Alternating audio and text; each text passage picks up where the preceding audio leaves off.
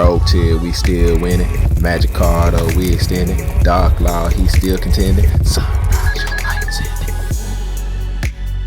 Alright, so Yugi Peoples, welcome to the Master Duel new ban list discussion video.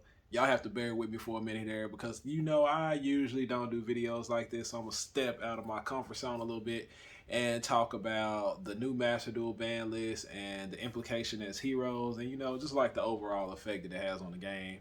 So, like I said, y'all let me know what y'all think at the end of the video, like how I could do these better, just like the kind of other different things that I could do, to get some different content out there on my channel. So let's go ahead and just jump right into this. First of all, True King of all calamities. If you're not a virtual world player, you hated this card. Like, that's pretty much the only deck that really just took advantage of this card, and it really sucks because once it hit the board, it's kind of like, even if you have Droplet, you have to have a trap card too because they have the Chuchi to get the True King off the board. So it's like you have to have Droplet and a trap card to send it to negate the True King's effect. Otherwise, you basically just like lose a turn. And in Yu-Gi-Oh now, when you lose a turn, you basically lose the game because a lot of games are over within 2 to 3 turns. Those opening hands factors, the things that you draw, board breakers and stuff, just kind of determine the game in the first couple of moves most of the time, unless y'all both drew kind of bad, So True King of all calamities, glad to see it's gone. It's one of those reasons. It's one of the reasons why I don't play going second heroes, because basically if you play going second heroes, you're playing board breakers, so you can try to OTK your opponent without all the hand traps and stuff. But when there are decks like the virtual world, it runs virtual, the VFD off in there, you can't go second against that deck because you just automatically lose to the VFD. All right, so glad to see that gone. Glad to see it. Imperial Order. All right. I'm talking about the ban list, but as a hero player, man, my views on the ban list and the cards that come out are objective, and I am one, which I'm pretty sure there are a lot of people that are just glad to see Imperial Order gone. It's one of those cards that when it gets flipped up on you, you're probably losing the game depending on the deck that you're playing. Heroes, Striker. I'm pretty sure there are quite a other few decks out there that I'm not quite too familiar with that just lose to Imperial Order. It's that one of, especially if you're playing against something like Eldritch or Pure Zoo, just the one Imperm is just, not the one Imperm, the one Imperial Order IO is just enough to just end your turn. I'm glad to see it gone. It's one of those cards that, just if you don't draw a very specific out to it, you just basically just lose those games. So I'm glad to see Imperial Order gone. It can stay gone. It shouldn't have been there in the first place. Now, the only thing about IO being gone is that it can be easily replaced with anti-spell fragrance, which will happen. Most of those decks that were running IO off in there, they just substitute in the anti-spell fragrance. And it's basically the same thing. Even though IO is more permanent, the anti-spell fragrance, like I said, in Yu-Gi-Oh, a one turn skip is probably death to you just because the decks in the game is so fast now that you have your main combo, you set up your negates and everything, and then the second round you use your follow-up cards and you pretty much just kill your opponent from there. And so basically anti-spells probably just gonna replace IO. No big deal. It's, I guess, the only thing that could be different about it is if you have a quick play spell like Super Poly or Forbidden Droplet, at least you can still chain that to the IO and be able to maybe play that turn. All right. The other card, Vanity's Emptiness, trap card. You don't really see it too much. Every once in a while you see it. Just it's another one of those one-ofs. The floodgates in Yu-Gi-Oh are kind of ridiculous because they require you to have a very specific out to it, and not a lot of decks have the ability to search for very specific outs to the cards. Imperial Order or cards like Vanity's Emptiness. Like some decks are like inherently able to, you know, link summon, climb up a link summon ladder to hit cards like Unicorn to get cards like that off the board, but not every deck is able to do stuff like that. And Vanity's Emptiness is one of those cards where even if you did have Unicorn or, you know, some kind of extra deck out to it, you're not going to be using it because you can't special summon monsters at all that turn. So glad to see Vanity's Emptiness gone. I hadn't had it used on me too many times, but, you know, I would just rather not have it used on me or even have the probability of it being used on me at all. So glad to see that one gone too. Now, one of the cards, Destiny Hero Celestial. All right. It wasn't played inside of Heroes. I don't play it inside of any of my builds. Like, it's just not, like, it's a good card. It's just not necessary. There are better hero cards that we can play. Like, you know, as far as me, in my builds, like a lot of stuff, I've been using Destiny Hero Draw Hand a lot, and you know, I'd rather have that than Celestial most of the time. I feel like when I use Draw Hand, he's often there for a very specific person, and I'm gonna for a very specific purpose, and I'm going to immediately get value out of that. Now, the thing about Celestial is like if you draw like hand traps that you can't use, or you know, you draw stuff like Ferris with no hero monster to discard or anything like that, then it's like, man, now, you know, Celestial's just kind of dead in my graveyard. But, you know, a lot of decks that were able to take advantage of this, you know, it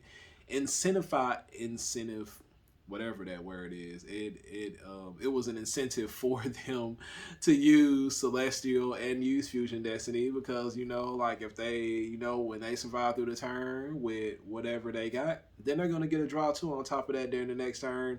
So I'm glad to see that trader gone. Yeah, he's a traitor. He had to go. I'm glad to see that gone. Now, this other card, number 75, Bamboozling Gossip Shadow. A lot of y'all might be confused unless y'all have watched like other ban list videos and stuff, because I'm pretty sure a lot of people have already dropped those. But this card was another one of those cards that then just enabled like a turn skip. Actually, like this was like probably multiple turn skips because I've been hit with one like 7, 8 materials on it, and it's just like you can't do anything. It brings out the run gold and you basically just lose the game.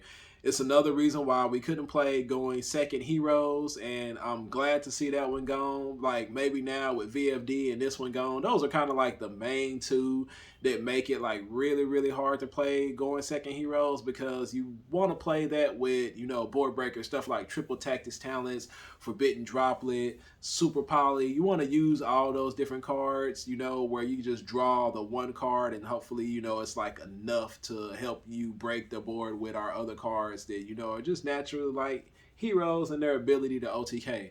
Because that's, I feel like that's what we do best, is we can't set up negates.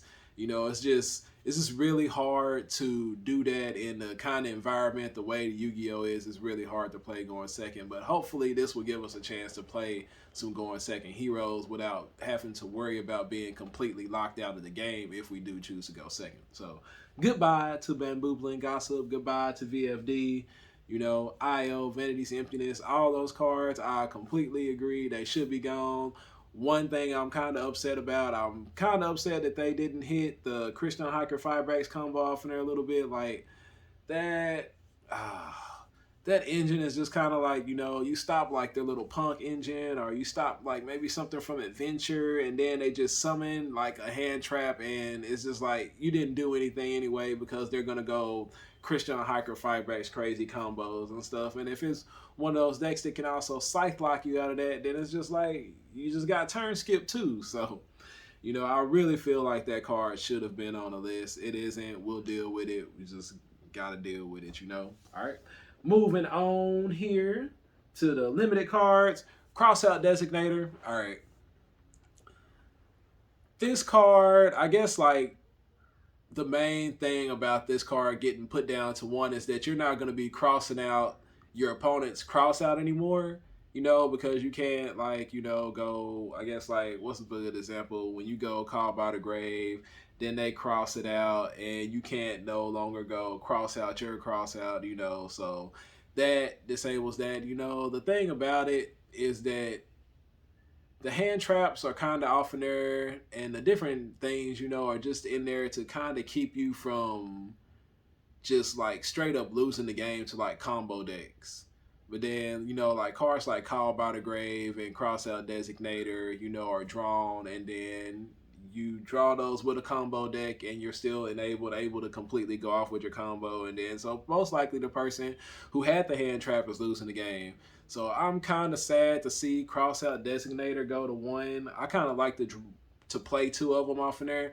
Also because like rogue decks, we're very, very susceptible to hand traps. Like, yeah, I'm so bad with these words. We are very, okay, let's just say, like, there are, like, very specific breakpoints inside of, rogue decks that you hit them with a hand trap, and it's just like, you're probably going to end up losing that game because we're not as versatile as these other decks and stuff are. For instance, hitting the Ash on like Fusion Destiny for us, or hitting Ash or Imperm on the Vion is kind of like our increase getting hit, Cross Crusader. Sometimes like those are like breakpoints within our little combo that can cause us to lose the game. And Crossout Designator was just one of those cards that help us be able to play through cards like that. So kind of sad to see Crossout Designator go. I can see the reason why they did it though. Like it's especially like in mirror matches, the card is like way, way, way powerful. So it is what it is. We still got 3, so we'll do 2 call by, 1 cross out, and go from there. Pride of Prosperity. That card right there, like I see like Flunder taking advantage of it. I think they're pretty much like the main deck that was really using that card. But also like road decks, we take another hit with this card being gone. Like even though we wasn't playing inside of regular heroes, I really personally like the card inside of a Soul Day hero. Like it helped me, get to my different combo pieces and stuff better. Plus there was room to fit that off in there. So I'm really sad to see Pride of Prosperity go to 1. Like I really like to run it. Like even if I was only running it at 2, like it was still like a card that I like to draw. I like to have an option that I like to have. So it is what it is. You try to slow down decks like Florindaries because it's kind of a little bit toxic for the game, but it is what it is. Prank Kids, Meow Meow Mew, down to 1. I don't think this completely kills like the Prank Kids deck. Like I said, like Yu-Gi-Oh is becoming like a thing where it's like 1, 2, 3 turns, and then pretty much the winner is determined from there.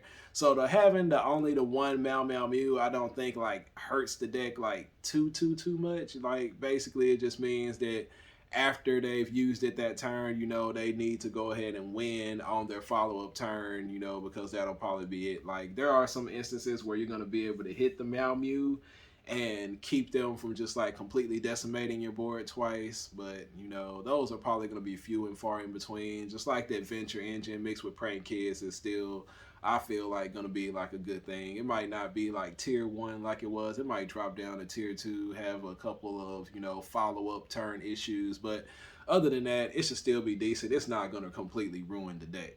All right, Fusion Destiny. Why do we keep getting affected by these other people who want to take advantage of our cards? All right, like Celestial, I'm fine with. Fusion Destiny going to 1. It hurts heroes more than any other deck because basically, like them, they're after they do all their stuff, or like after they get hit with something, most of the time they're just like, oh, okay, I'm just gonna make Verte and do Fusion and send Fusion Destiny. This is not putting Fusion Destiny 1 is not going to keep them from doing that. It's just not. If they can make Verte, they're going to make Verte, and then they're going to drop the Fusion Destiny thing. The thing about it, for us hero players, we don't have too many 1-card starters. Like Stratos is not necessarily a 1-card starter because you summon Stratos and you're going to either need to go get Ferris or you're going to need to go get a hero to discard with Ferris. So he's not necessarily a 1-card starter. Violin can be at the same time. It kind of depends on what the other cards are inside of your hand, because like a lot of times if you don't have another hero, or especially like another Destiny hero monster, when you send that Shadow Mist to add, you're most likely adding, Liquid Soldier. And with that, you're gonna, hope to draw into something that will allow you to continue to do like a little bit more with your turn. Now, Hero Lives is pretty good because we can Hero Lives into Stratos to go grab Vion, and we got a little bit of something going on right there.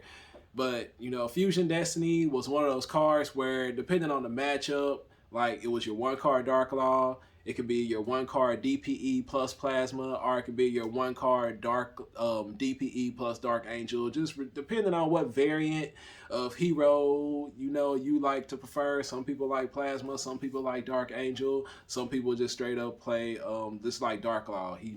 My boy, he's still contending. So the thing about that is like it takes away from a one card starter from us. Like whereas the decks that are just throwing it off inside of there, I don't think it really deters them too much from not playing Verte and just sending Fusion Destiny off of that. Like I heard people talk about it. Oh, it keeps them from activating in a second one after you negate the first one and everything and stuff like that. But the thing about it is, if like take for instance PK, when you're playing against them, like you're probably gonna try to hand trap on like the Rusty Bardiche or something like that. That's where you're trying to stop them from going like full combo, or like if they have the adventure engine, you're trying to keep that offline and everything and stuff. So by the time they've run through that, you've tried to hand trap that and do whatever. When they make the Verte, you don't have no hand traps left. You didn't save, like when you play against PK, when you play against Prank Kids, when you play against those decks, you're not gonna hold the hand trap to try to hit the Verte at the end of the combo. You're trying to stop their main deck combo, and then after you stop that and they realize that, oh, I can't do anything else, but I got two monsters on the board, I'm just gonna Verte and make DPE so that I have, some kind of interruption on the board. Like, it hurts us a whole lot more than it hurts them. Like, it sucks that Fusion Destiny had to get hit again like that. And, with Celestial gone, I would like to say that people might stop doing it, but the thing is, with Verte still there, there's almost like no reason not to do it. He's a free interruption. If you get hand trapped, it's almost like, Christian Hyper Fibrex type thing. Oh, I got hand trapped, they stopped my combo, but I have a tuner, so let me make Christian Hyper Fibrex and still make something out of my turn.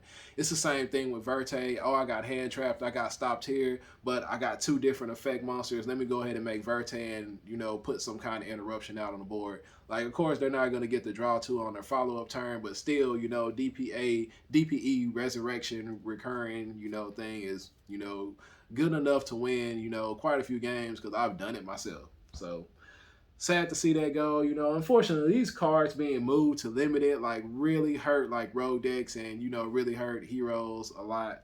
Crossout Designator is really powerful. Like, of course, it makes like the more tier decks, a little bit more susceptible to hand traps, but the effect that it has on the rogue decks is like a whole lot more because we don't have all the extenders and great wonderful plays, ability to play through hand traps like they do. So hitting Crossout Designator kind of hurts us a little bit more than it hurts them. Same thing with Pride of Prosperity decks where you want to look for a specific combo piece because your deck doesn't necessarily search out all those pieces like other decks do. Hey, we took a hit for that. Fusion Destiny Heroes, we're gonna take a hit for that. I would have rather had them ban Verte than to hit Fusion Destiny. Like, ban Verte, give us back Fusion Destiny to 3 or something like that. I'll be fine with that. I'm cool with that.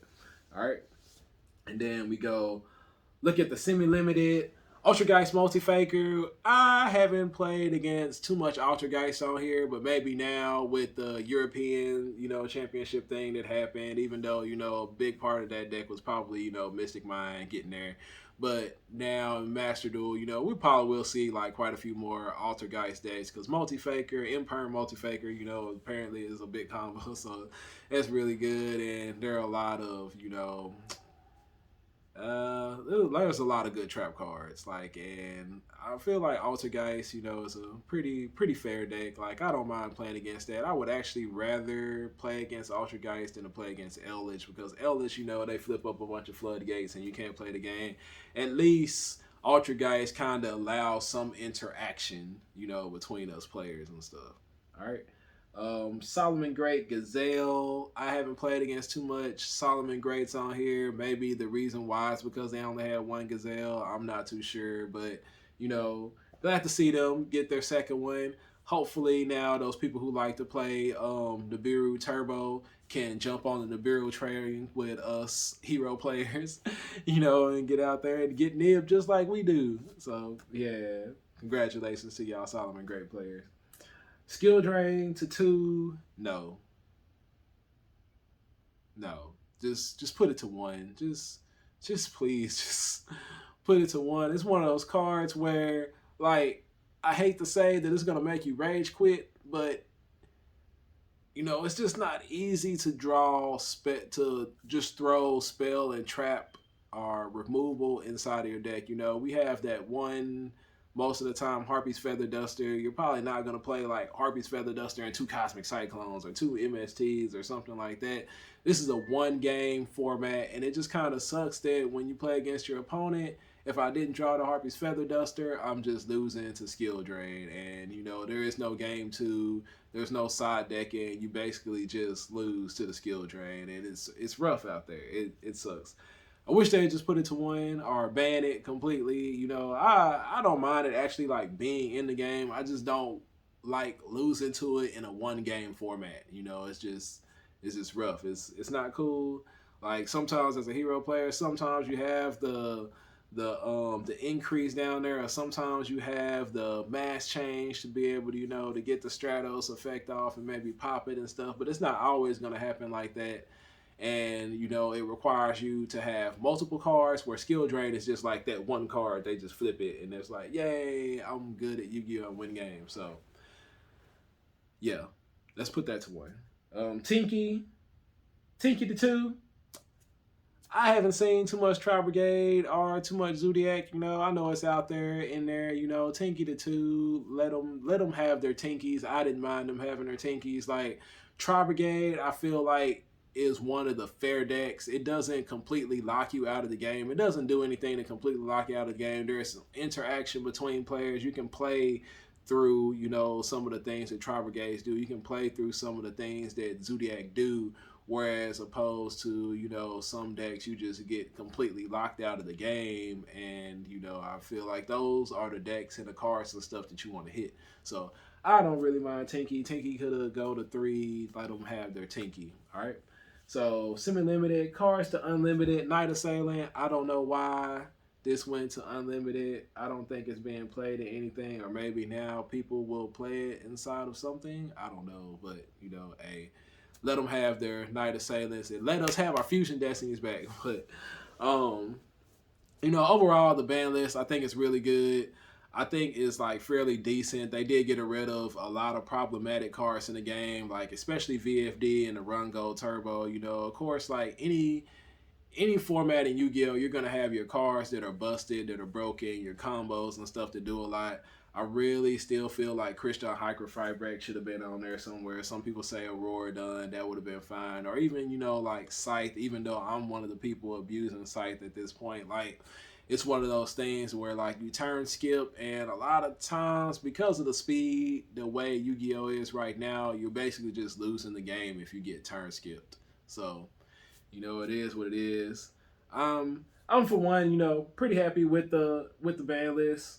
There are a couple things, that affect us, I guess kind of like off to the side, Fusion Destiny, like Pot of Prosperity, it kind of sucks because, that's one of those things where to stop one deck from being too good, too consistent, they have to do that. And then, it ends up affecting like other decks and stuff as well. But, I'm glad to see some of these cards gone. They didn't need to be in the game. They were just like pretty broken, very oppressive. They needed to go. And, that's how I feel about the Van list, my Master Duel thing. I'm still like, I still play the Master Duel.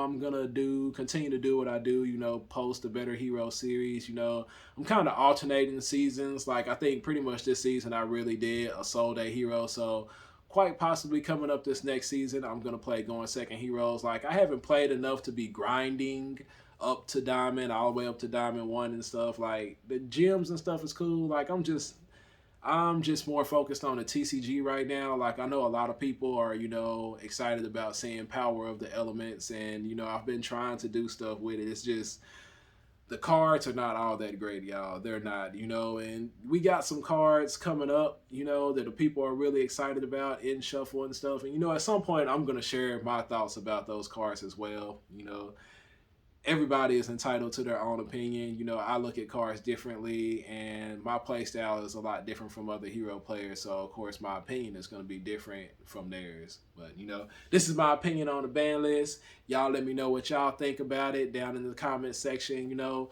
like, subscribe, check my boy out, check out my other videos and stuff, you know, and let me know what y'all think, what I can do to improve the channel, what other content do y'all want to see on my channel. And I appreciate y'all for watching and staying a while to listen. Stay